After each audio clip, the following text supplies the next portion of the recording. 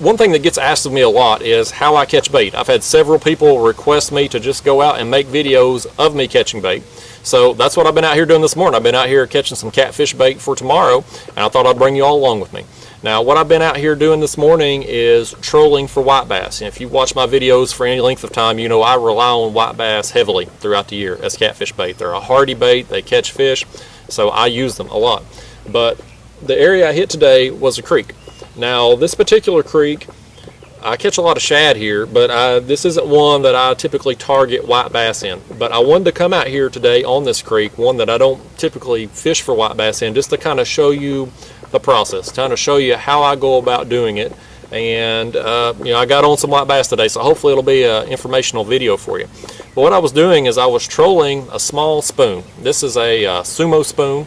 It's basically just a bent piece of metal with a single hook on there. Now, the sumo spoons, they also come in a double hook version like this, which I'll show you here. It's got 2 hooks on it. Because a lot of times, you know, if you're catching skipjack or white bass, they'll spit that 1 hook, but there's a double hook version out as well. But these spoons, guys, you know, I like trolling a spoon. The spoon is probably my favorite bait for trolling just because it's so versatile. It's, like I said, it's just a bent piece of metal with a hook. And what it does, how it works, is it just kind of spins as it goes through the water, and it's creating flash and it's creating vibration. And they're a very versatile bait. You control them at a variety of speeds, from slow speeds to high speed. You can control the depth by letting more line out or bringing line in. And the advantage, I feel like, for spoons versus crankbaits when trolling like this and hitting these creeks is when you're making turns. When you're back in these creeks, especially when you get toward the back of them and they're real narrow and they got a lot of turns, when you make a turn, your line goes slack. And if you're trolling a crankbait, your crankbait just gonna, when the line goes slack, it floats back up to the surface. With these spoons, when your line goes slack, it falls and flutters down. And a lot of times you'll catch fish on the fall like that. So it kind of gives you an extra way to catch fish that you don't get with crankbaits. So that's why I like the spoon. But you know, as far as the spoon, like I said, I was using the sumo spoon today. You can get these on Amazon. They come in a 4-pack for like $9.99. They're very cheap. But any spoon will work. So y'all, when I'm trolling like this, I'm in a creek today. This creek back here is a huge creek.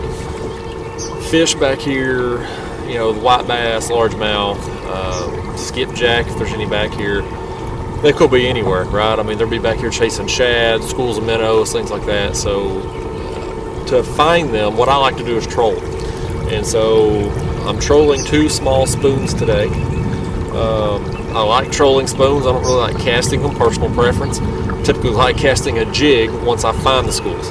I use the spoons here to troll with to find them, and then once I get on the school, then I'll cast the jigs. But left my jig rod at home. I re-spooled it yesterday and left the dang thing in the house. So we're just going to be trolling today.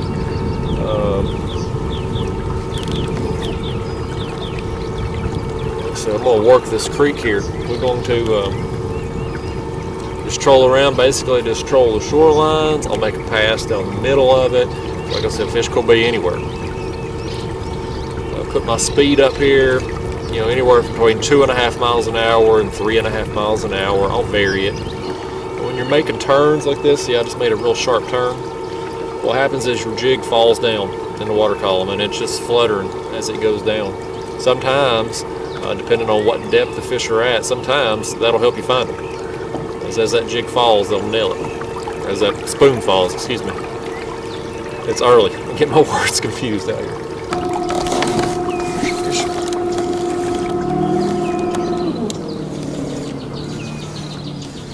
First one. This is lap number 3. Played with my speed. Let's see what we got here. Yep. There's a little, is it white bass or yellow bass?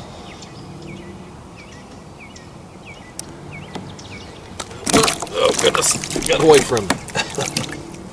Little white bass. Cooler there before I lose him. Back to it.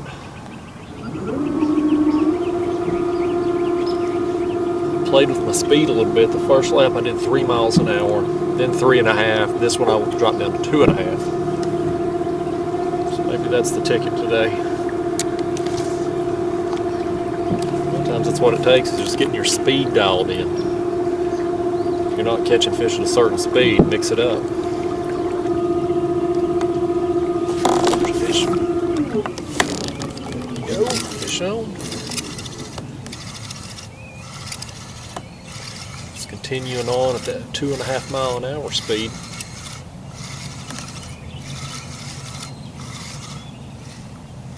Yep. There we go again, that's a little better one. Again, that's on the spoon. Just trolling. Like I said, ideally, if you find a good concentration of them, you start casting when you get on to school. But today, I'm just going to be trolling around, picking off a few here and there. I don't need many. I've only got tomorrow that I can do some catfishing before I gotta go back out of town for work. So I just like to have 6 or 8 or so. Just keep moving along until we get them. Easy fishing right here. Fish.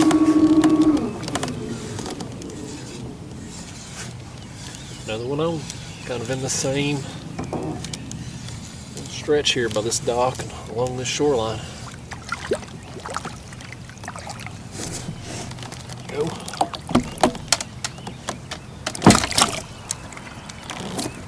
Slowed my speed down a little more. 2 to 2.2 miles an hour. And some days you got to be up near 4 miles an hour to even trigger a strike, but today it seems like they're wanting it a little slower. So give them what they want. Play with it till you figure it out. There's another one. Fish on.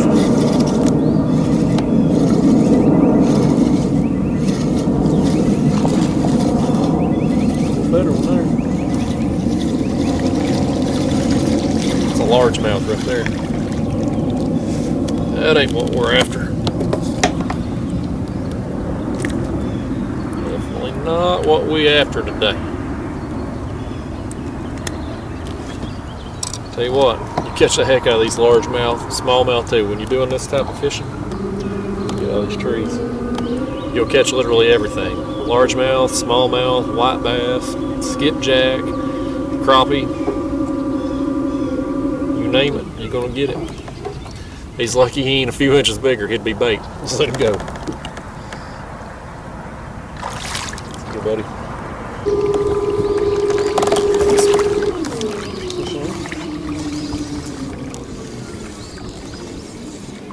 Now normally guys, since I've got the electric motor on my kayak now, I would just keep going and keep my other bait going through, but since I'm doing the video today, I'm stopping because that motor's kind of loud and it interferes with the audio.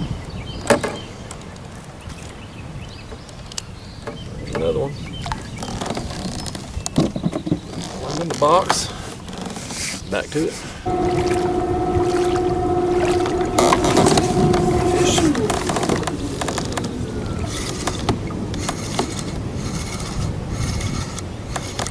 Show.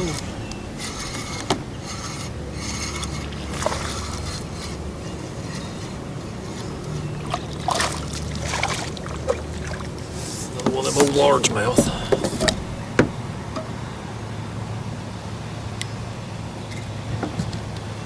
Small one too. Let him go. That ain't what we after.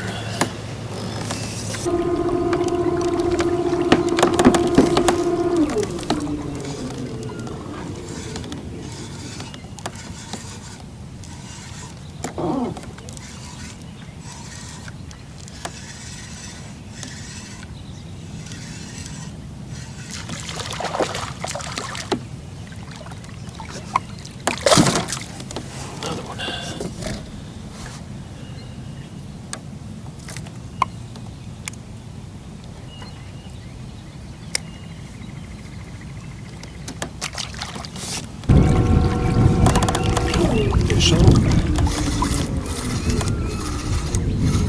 It's a little one, whatever it is.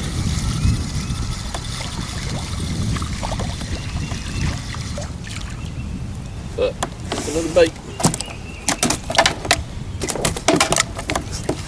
It'll catch a catfish.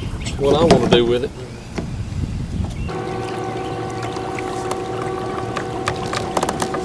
Fish.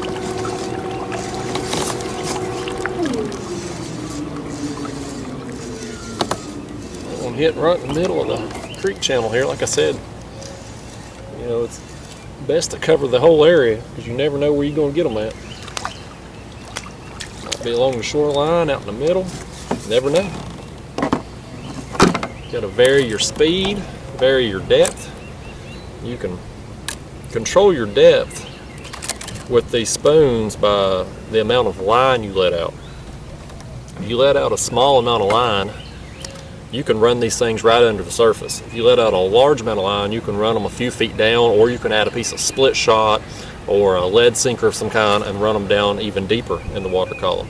You just gotta, like I said, you just gotta play with it. And I know people want a black and white, you know, just kind of a instruction manual of go out and do this and you catch fish. And unfortunately, with this type of fishing with trolling, it just don't work that way. Every day's a puzzle. Every day's a little bit different. You just got to kind of figure it out. You got to play with your line distance. You got to play with your speed.